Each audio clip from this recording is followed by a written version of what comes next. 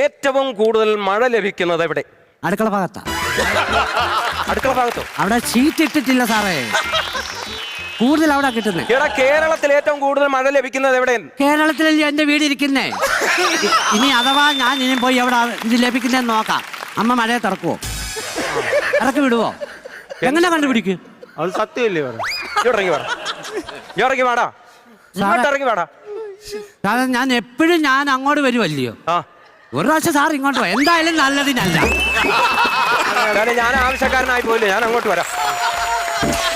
കേരളത്തിലെ ഏറ്റവും മഴ ലഭിക്കുന്നത് പറടാ. കേരളത്തിലെ ഏറ്റവും മഴ ലഭിക്കുന്നത് എവിടെ? ലക്കട. ലക്കടയോ? ലക്കട എന്നോടാ ലക്കടി.